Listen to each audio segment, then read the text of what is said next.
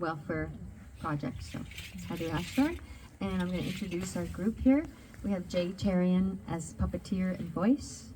We have Marie Gallagher on tin whistle and voice. And we have Lonnie Powell on percussion and voice. I'm Helen O'Connor, and this is Butter on the Barn Wall.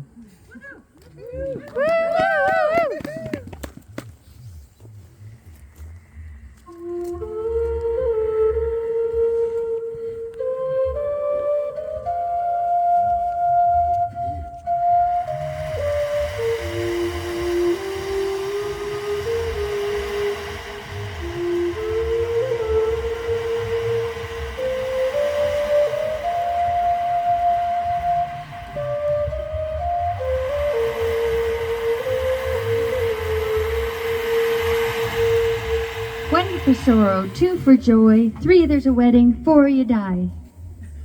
That is a magpie nursery rhyme. But if you ever have the bad fortune of seeing just one magpie, the way to make it right is say, "Good morning, Captain," and your day will be fine, so no sorrow. The story you're about to hear tonight is told to me by my mother, Bridget O'Connor, and told to her by my granny, Alice O'Mahoney, née O'Brien.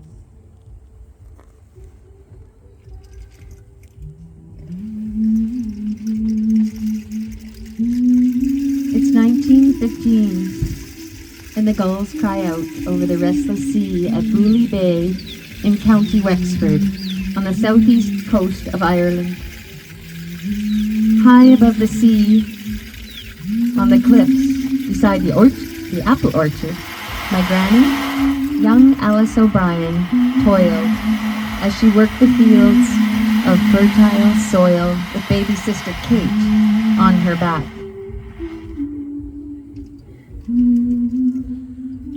The sheed was stirring as dusk settled around the great hawthorn tree, also called the fairy tree.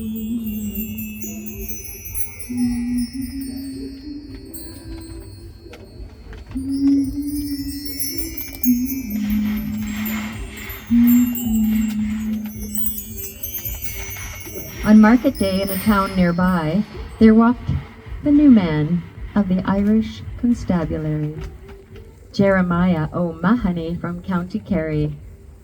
He strode with shiny buttons down the front of his dark uniform. They twinkled, they shined, and they caught young Alice's eye. With shawls overhead and a basket in hand, her heart leapt when she saw him and his jaunty, handsome smile.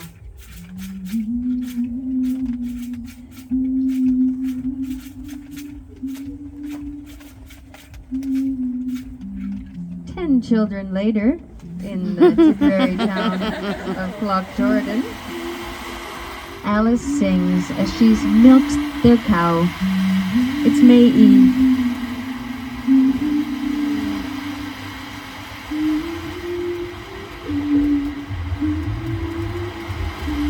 They call her the Kerry cow, and she's the color of red. Alice blesses her and the door of the barn each morning before milking with the sign of the cross. In the name of the Father, the Son, the Holy Spirit. She sprinkles some holy well water too. It keeps the fairies away with their mischief and tricks. It's especially important on May Eve, when the veil between the worlds is thin and fairies can pass easily. They're not to be trusted, Alice says. And the Kerry cow is special. Her milk came in gallons, and the butter churn was the best in the land.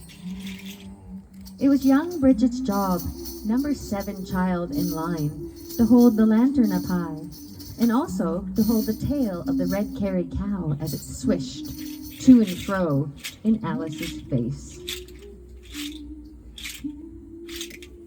Still dark outside, stars shone in the sky, and Bridget ran back for a glove, thinking the cow's tail not that clean. The fairies they followed, and they took this insult to heart. She came back with the yellow glove, and then she held the tail that swung here and there in the face of her mammy. "Oh, for sure he won't be marrying a farmer," Alice laughed to her daughter. And Bridget did indeed, years later, marry a banker named Frank. She was named after Saint Bridget, the patron saint of all things dairy, and was tasked with the important job of churning. Butter was a precious commodity used to nourish and trade. It was the color of gold, delicious on soda bread and on potatoes too. An absolute necessity. And in those days, it was a mystery as to how it came. Sometimes it did not, no matter how long the churn went around. The fairies were often to blame, for as you know, the sheep take offense easily and make mischief in return. They kept a close eye on Bridget that day as she churned.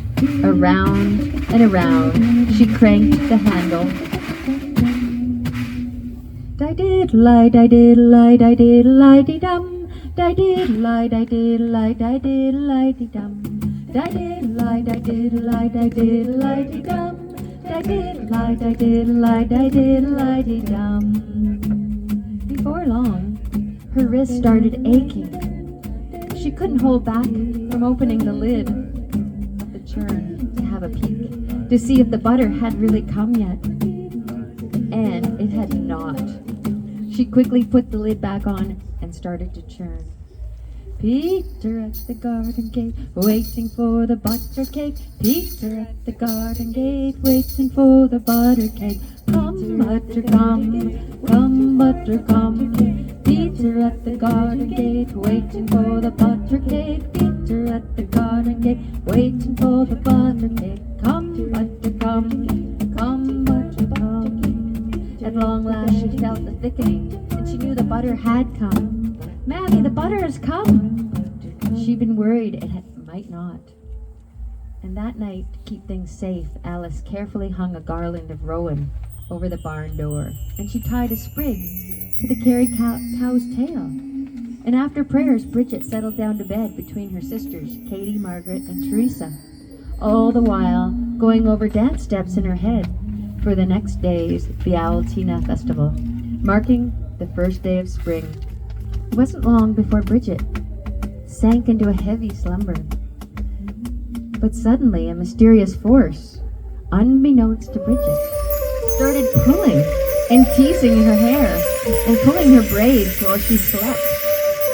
Somehow she was pulled onto her feet, but she was still in a deep sleep. Her feet carried her into the parlor where her parents slept, and she hopped up onto the settee, usually reserved for company only, and she began to jig. Up and down she went, creaking the springs of the big leather couch into the night, her arms straight at her side while she kicked with all her might, light as a feather. Her mother Alice woke up, startled by all the noise of the dancing and bouncing. But she carefully took Bridget by the hand and led her back to bed without waking her. And when Bridget awoke, she knew nothing of the night's events, and she rushed as usual to help her mother with the milking. This morning when she entered the barn, she saw her mother Alice staring in shock at the glistening yellow walls of butter.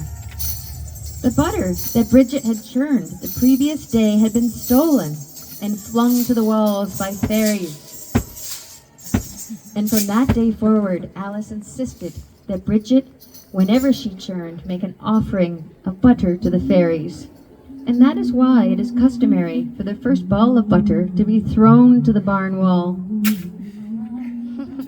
The fairies were quite satisfied with this arrangement, and as long as there was no peeking in the churn, no further mischief was made. Iha wa, good night.